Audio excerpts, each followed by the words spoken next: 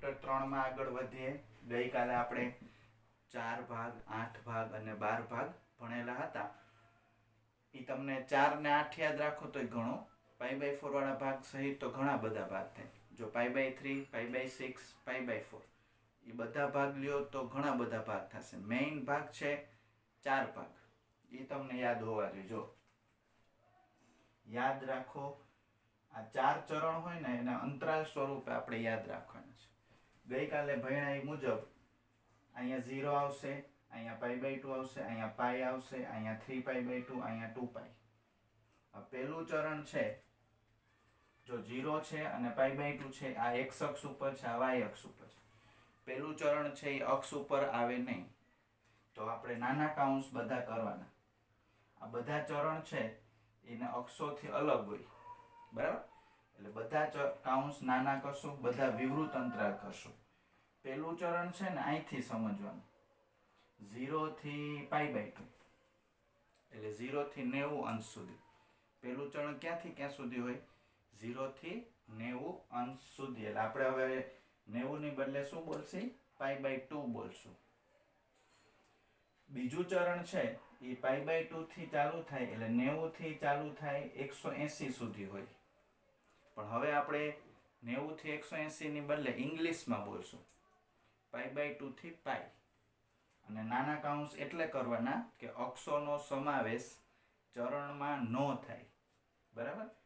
Total 6 ભાગ થાય. કીધું તું મેં 4 ચરણ અને 2 અક્ષ, એમ ટોટલ 6 ભાગ હોય. ત્રીજું ચરણ 180 થી 270 સુધી હોય, 180 અંશ થી 270. ઇંગ્લિશમાં બોલીએ તો π થી લઈને 3π/2. ચોથું ચરણ 270 થી લઈ 360 સુધી હોય, એટલે 3π/2 થી 2π. ફરીથી પહેલું ચરણ 0 થી π/2, બીજું ચરણ π/2 થી π, ત્રીજું ચરણ π થી 3π/2 અને ચોથું ચરણ 3π/2 થી 2π. હવે એક અગત્યની નોંધ છે, ત્રિકોણમિતિની શરૂઆત થશે અહીંયા. એકમ વર્તુળ પરનું બિંદુ PXY છે. રેખાખંડ OP x અક્ષની ધન દિશા સાથે થીટા ખૂણો બનાવે તો x બરાબર cos θ, y બરાબર sin θ થાય. બરાબર? જો ત્રિકોણમિતિની એન્ટ્રી થઈ ગઈ છે. હવે સમજૂતી, આ એકમ વર્તુળ છે, એના ઉપરનું બિંદુ છે PXY. આ OP છે ત્રિજ્યા, આ ધન દિશા કહેવાય, આ સાઈડ ઋણ દિશા કહેવાય. જો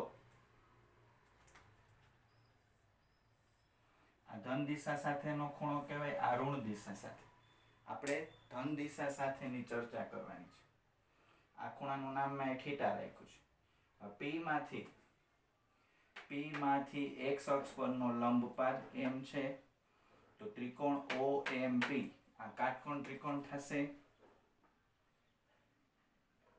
એટલે આપણે 10મા ધોરણની મદદ લઈ શકશું.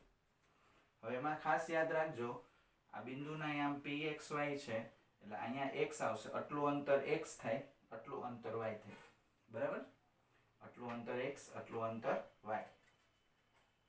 OM બરાબર x, PM બરાબર y અને OP તો ત્રિજ્યા છે. એક એકમ વર્તુળની ત્રિજ્યા કેટલી હોય? 1 હોય, તો OP બરાબર 1. હવે ત્રિકોણ OMP માં આ ખૂણો θ છે. cos θ નું સૂત્ર 10મું ધોરણ. cos θ એટલે પાસેની બાજુ છેદમાં કર્ણ, એટલે OM/OP. OP ને ઉપર લઈ લીધું છે. OP નો જવાબ છે 1, તો x બરાબર cos θ થશે. થઈ ગયું અડધું સાબિત. એકમ વર્તુળ ઉપર જે બિંદુ હોય ને એનો x યામને શું કહેશું? cos θ.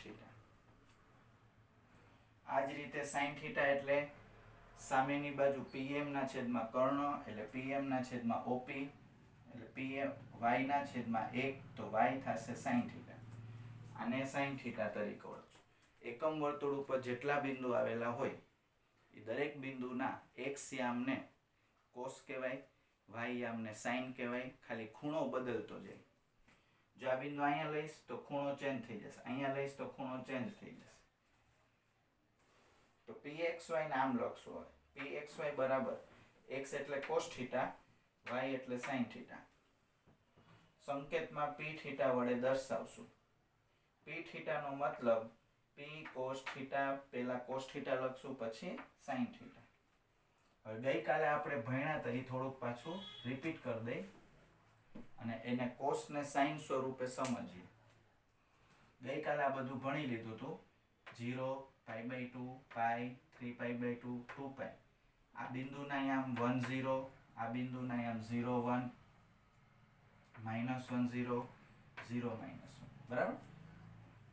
હવે આકૃતિ ઉપરથી નીચેનું કોષ્ટક તમને મળશે. આ તમારે યાદ રાખવાનું. જો થીટા એટલે 0, π/2, પાઈ, 3π/2, 2π. અત્યારે આપણે પેલા 4 ભાગ જ લીધા છે મેઇન.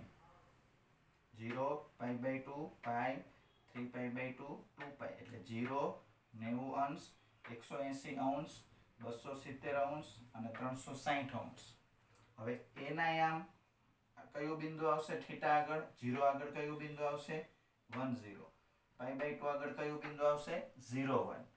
પાઈ પાસે -1 0. 3π/2 પાસે 0 -1. 2π પાસે 1 0.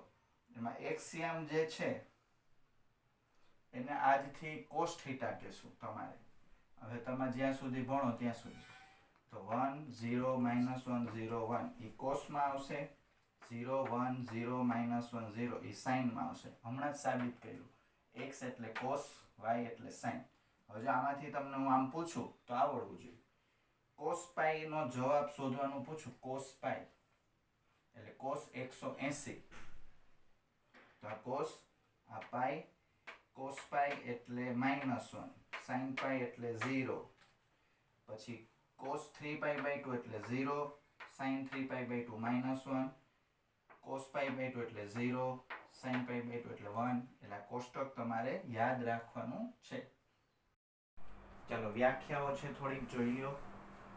pxy છે એકમ વર્તુળ પરનું બિંદુ છે. રેખાખંડ OP x અક્ષની ધન દિશા સાથે થીટા ખૂણો બનાવે છે. હમણાં થોડીક વાર પહેલા આપણે જોયું કે x યામને cos થીટા કહેવાય. હવે જો હું તમને ધ્યાનથી કહી દઉં. pxy એકમ વર્તુળ પરનું બિંદુ હોય તો x ને cos થીટા કહેવાય. x ને cos થીટા કહે છે. એટલે કે બિંદુ P ના x યામને cos વિધેય તરીકે ઓળખીશું. y ને sin થીટા કહે છે. એટલે કે sin વિધેય. વિધેય શબ્દ એટલે કે આપણે એ મુજબ યાદ રાખવાનું. પછી કઈ sin વિધેય cos વિધેય નહીં બોલીએ. ખાલી અત્યારે બોલવાનું છે. x યામને cos થીટા કહે છે એટલે કે cos વિધેય કહેવાય. y યામને sin થીટા કહે છે એટલે કે sin વિધેય કહેવાય. હવે 10મું ધોરણ તમે ભણી ગયા છો બધા. sin upon cos ને આપણે શું કહેતા? tan. sin theta upon cos theta એને તમે tan થીટા 10માં આવતો ને. તો y upon x ને શું કહેવાય? y upon x એમાં છેદ 0 ન હોવો જોઈએ. છેદમાં કોઈ દી 0 ના આવે એટલે y upon x, x બરાબર નથી 0, એને tan થીટા કહેશું. tan વિધેય કહે છે. એટલે tan થીટા બરાબર y upon x બરાબર sin theta upon cos theta, છેદ 0 ન હોવો જોઈએ. પછી y upon x નું વ્યસ્ત શું થાય? x upon y. તો x upon y એમાં y 0 ન હોવું જોઈએ. છેદમાં હોય 0 ના હોય એને cot થીટા કહે છે. બીજું નામ એનું cot વિધેય. આપણે cot થીટા જ યાદ રાખશું. cot થીટા નું સૂત્ર થશે x upon y. x એટલે cos theta, y upon y એટલે sin થીટા.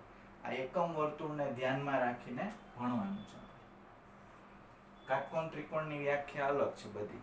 સામેની બાજુ છેદમાં કર્ણ, પાસેની બાજુ છેદમાં કર્ણ એટલે cos, સામેની બાજુ છેદમાં પાસેની બાજુ એટલે tan. આ બધું તમે ભણી ગયા છો. ફરીથી કહું. x એટલે cos, y એટલે sin, y upon x એટલે tan, x upon y એટલે cot. પછી x ના વ્યસ્તને એટલે 1 upon x ને cos થીટા ના વ્યસ્તને 10માં શું કહેતા? sec theta. એટલે 1 upon x ને sec થીટા કહેવાય. 1 upon y ને cosec થીટા કહેવાય.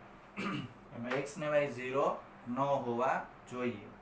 તો sec થીટા એટલે 1 upon x એટલે 1 upon cos, cosec થીટા એટલે 1 upon y એટલે 1 upon sin. ઉપરની વ્યાખ્યામાં સ્પષ્ટ છે કે કોસ અને સાઇન સ્વતંત્ર છે.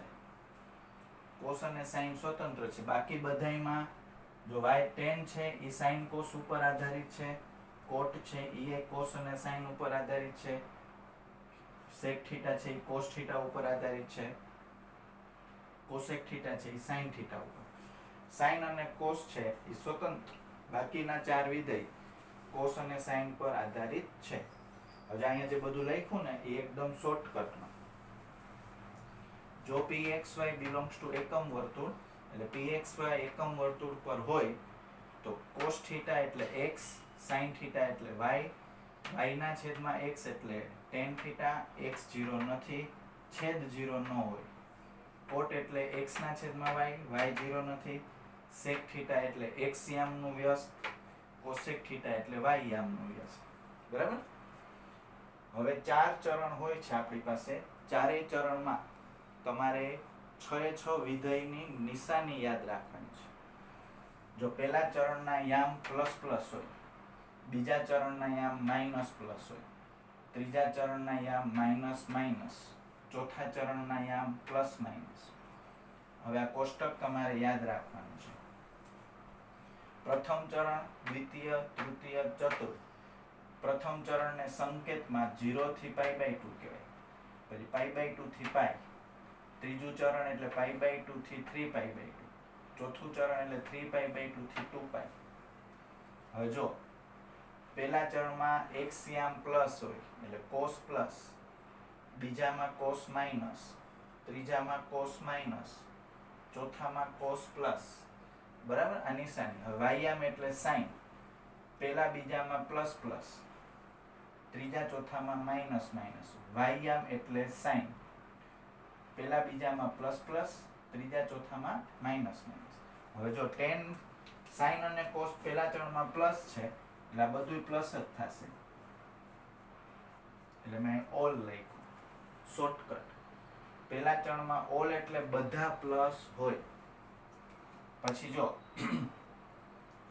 દ્વિતીય ચરણમાં sin પ્લસ છે, cos માઇનસ છે એટલે tan માઇનસ થાય, પ્લસ ના છેદમાં માઇનસ એટલે માઇનસ, sec એટલે cos નું વ્યસ્ત એટલે માઇનસ નું વ્યસ્ત માઇનસ જ થાય, cosec એટલે sin નું વ્યસ્ત એટલે પ્લસ નું વ્યસ્ત પ્લસ થાય, cot એટલે tan નું વ્યસ્ત એટલે માઇનસ નું વ્યસ્ત માઇનસ જ થાય. એટલે જો આમાં s sin નો s છે ને, અહીંયા sin પ્લસ છે એટલે s યાદ રાખવાનું. ઓલ s, s એટલે sin અને એનું વ્યસ્ત, એમ આખું યાદ રાખવાનું. ઓલ એટલે બધા પ્લસ, s એટલે sin અને એનું વ્યસ્ત એટલે sin અને cosec પ્લસ. ત્રીજા ચરણમાં જો tan છે, હવે આ બે માઇનસ છે, માઇનસ ના છેદમાં માઇનસ હોય તો માઇનસ માઇનસ પ્લસ થઈ જાય. cos પ્લસ, આ cos માઇનસ છે એટલે sec માઇનસ જ થાય, sin માઇનસ છે એટલે cosec એ માઇનસ થાય, tan પ્લસ છે પ્લસ નું વ્યસ્ત પ્લસ થાય. હવે જો આમાં પ્લસ નિશાની કોની આવી? ત્રીજા ચરણમાં પ્લસ કોણ છે તો કે tan, એટલે tan નો t યાદ રાખો. tan નો t અને એનું વ્યસ્ત. ઓલ એટલે બધા, આમાં બધા પ્લસ, આમાં s અને sin અને cosec પ્લસ, આમાં tan અને cot પ્લસ. હવે જો આમાં cos પ્લસ છે, sin માઇનસ છે એટલે માઇનસ ના છેદમાં પ્લસ મૂકો એટલે માઇનસ થાય, પ્લસ નું વ્યસ્ત પ્લસ જ થાય, બાકી બે માઇનસ આવશે. એટલે અહીંયા c યાદ રાખજો. શોર્ટકટમાં યાદ રાખવાની ટ્રીક છે ઓલ s t c. પહેલા ચરણમાં બધા પ્લસ આવશે, બીજા ચરણમાં sin અને cosec પ્લસ આવશે, બાકીના બધા માઇનસ આવશે. ત્રીજા ચરણમાં t એટલે tan પ્લસ આવશે અને cot પ્લસ આવશે, બાકીના બધા માઇનસ. ચોથા ચરણમાં cos પ્લસ અને sec પ્લસ, બાકીના બધા માઇનસ. સમજ? ચાલો ઉદાહરણ નંબર 6. થોડુંક 10મા ધોરણનું છે પણ નિશાનીને એવું 10મામાં ના આવતું. બરાબર? નિશાનીને એવું અત્યારે આવશે. ઓલેસ્ટીસી તમને યાદ રાખવાનું. હવે જો x તમને ત્રીજા ચરણમાં આપેલું છે, cos x નો જવાબ -3/5 છે. ત્રીજા ચરણમાં cos માઇનસ હોય તો બાકીના ત્રિવિધેયોના મૂલ્યો શોધો. આ તમને યાદ હોવું જોઈએ. હવે ઓલ s t c આપણી પાસે અત્યારે ત્રીજું ચરણ છે એટલે હું નિશાની કરી દઉં છું. ત્રીજા ચરણમાં ટી છે ને એટલે ટેન અને કોટ પ્લસ થશે, બાકીના ચારેય જવાબ માઇનસમાં લખવાના. બરાબર, ચરણ મુજબ નિશાની મૂકવી પડશે. હાલો, કોસેક્સ આપ્યું છે -3/5. તો કોસેક્સ નું વ્યસ્ત કરશો એટલે એક તમને જવાબ મળી જશે, સેકેક્સ -5/3. હવે 10મું ધોરણ મેં ગઈકાલે કીધું હતું, 10મા ધોરણના બધા સૂત્ર જોઈ લેજો અને બધા દાખલા એક વાર રિફર કરી લેજો. કાંઈ વાંધો નહીં, સૂત્ર જોયા હોય તોય ચાલશે. હવે sin² x નું સૂત્ર 10મા ધોરણ મુજબ 1 - cos²x. આનો વર્ગ થશે -નો વર્ગ પ્લસ અને 9/25. 25 લસા આવશે, 25 માંથી 9 જાય તો 16. હવે તમે જ્યારે 10મામાં હતા ત્યારે પ્લસ જ બધું લેતા, કેમ કે એમાં જે ખૂણા બને ને એ કાટકોણ ત્રિકોણ હોય ને એટલે પહેલું જ ચરણ થાય, પહેલા ચરણમાં જ બધા ખૂણા આવી જાય. તો જો હવે તમારે વર્ગ દૂર કરો એટલે પ્લસ માઇનસ લખવું પડશે. પછી તમારે જોવાનું, ત્રીજું ચરણ છે, ત્રીજા ચરણમાં ટેન અને કોટ પ્લસ હોય, એ સિવાયના બધા માઇનસ હોય, એટલે તમારે આ પ્લસ માઇનસમાંથી પ્લસ કાઢી નાખવાનું. sin x થશે -4/5. cosec x થશે, આનું વ્યસ્ત કરી નાખો, -4/5 નું વ્યસ્ત -5/4. હાલો જો, cos sec sin અને cosec મળી ગયા. હવે તમને tan² x નું સૂત્ર 10મા ધોરણમાં આવે છે. બે સૂત્ર છે, sin/cos ની રીતે ગણો તોય વાંધો નહીં અને sec² x -1 થી કરો તોય વાંધો નહીં. tan² x બરાબર sec² x -1. sec x ની કિંમત આવી રહી, અહીંયા મૂકેલી છે, 5/9 -નો વર્ગ પ્લસ 9 ઉપર આવશે, 25 માંથી 9 જાય તો 16 થશે, એટલે 16/9 એટલે tan x થશે ±4/3. હમણાં જ વાત કરી આપણે, ત્રીજા ચરણમાં હોવાથી ટેન અને કોટ પ્લસ થશે, એટલે આમાંથી આપણે પ્લસ જવાબ રાખશું, માઇનસ જવાબ કાઢી નાખશું. હવે tan x નો જવાબ 4/3, તો cot x નો શું થાય 3/4. ચાલો, ઉદાહરણ નંબર 5, 6 જે હતું ને એમાં મેં ત્રીજું ચરણની બદલે બીજું ચરણ કરી નાખ્યું છે. તો જો એ જ રકમ રાખી, બીજા ચરણમાં x બીજા ચરણમાં છે, cos x નો જવાબ -3/5 છે, તો બાકીના ત્રિવિધેયોના મૂલ્યો શોધો. OLSTC યાદ હોવું જોઈએ. બીજા ચરણમાં sin અને cosec પ્લસ થાય, x બીજા ચરણમાં છે માટે sin અને cosec ધન થાય અને બાકીના ત્રિવિધેયો ઋણ થાય. sin અને cosec સિવાયના બધાય જવાબ માઇનસ લખશું, આ બેના જવાબ પ્લસ લખશું. હાલો, cos x આપ્યું છે -3/5, તો sec x થશે -5/3 વ્યસ્ત 10મું ધોરણ. હવે sin² x નું 10મા ધોરણનું સૂત્ર 1 - cos²x. આ કિંમત મૂકશો 9/25, એટલે લસા લેશો એટલે 16/25. વર્ગ કાઢશો, બે બાજુ જ્યારે વર્ગમૂળ લેશો ત્યારે ±4/5. હવે આપણી પાસે બીજું ચરણ હોવાથી sin પ્લસ થશે, એટલે માઇનસ કેન્સલ થઈ જશે. જો sin પ્લસ હોય તો એનું વ્યસ્ત પણ પ્લસ થાય, cosec પ્લસ થશે. હવે tan² x એટલે sec² x -1, એટલે -5/3 નો વર્ગ -1, એટલે 25/9 -1 એટલે 16/9. હવે tan x થશે +-4/3. પહેલા તમે વર્ગમૂળ કાઢો, પ્લસ માઇનસ લેવાનું. હવે સાંભળજો, આપણી પાસે અત્યારે બીજું ચરણ છે, બીજા ચરણમાં sin અને cosec જ પ્લસ હોય, બાકીના બધા માઇનસ હોય, એટલે તમારે આ માઇનસ લેવાનું. બીજું cot x એ -3/4 લેવાનું. હવે આવા 6 દાખલા છે ને, હું તમને PDF ફાઇલમાં સોલ્યુશન મોકલી દઈશ સાથે જ, અત્યારે જ.